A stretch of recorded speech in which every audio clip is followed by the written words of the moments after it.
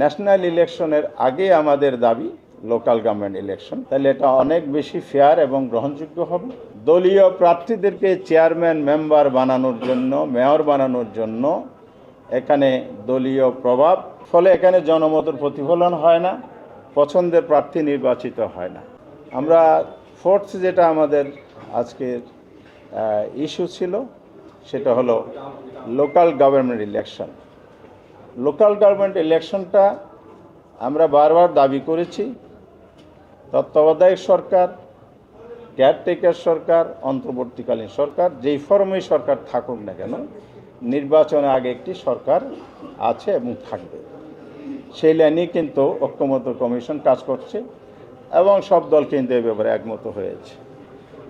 অর্থাৎ একটা অন্তর্বর্তীকালীন সরকার যে হবে এবার কারো দ্বিমত নাই।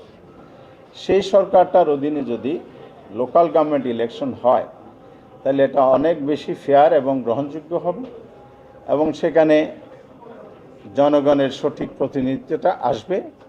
লোকাল গভর্নমেন্ট যদি ইলেকশন যদি দলীয় সরকারের অধীনে হয় তখন যে ঘটনাটা আমরা অতীতের অবলোকন করেছি সেটা হচ্ছে এখন যে কোনো ব্র্যান্ডের পুরাতন এসি বদলে নতুন ওয়ালটন এসিতে উপভোগ করুন 25% ছাড়। দলীয় প্রার্থীদেরকে চেয়ারম্যান মেম্বার বানানোর জন্য, মেয়র বানানোর জন্য এখানে দলীয় প্রভাব, তার চাইতে বড় যে কাজটা অন্যায়ভাবে করে সরকারগুলো, গভর্নমেন্ট টোটাল ইনস্টলমেন্টকে কাজে লাগিয়ে ভোটকে, ইলেকশনকে প্রভাবিত করে দলীয় প্রার্থীকে জিতিয়ে আনে, ফলে এখানে জনমতের প্রতিফলন হয় না, পছন্দের প্রার্থী নির্বাচিত হয় না।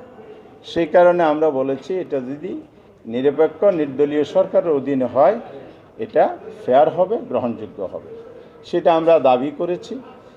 আর ন্যাশনাল ইলেকশন সামনে হবে, ন্যাশনাল ইলেকশনের আগে আমাদের দাবি লোকাল গভর্নমেন্ট ইলেকশন।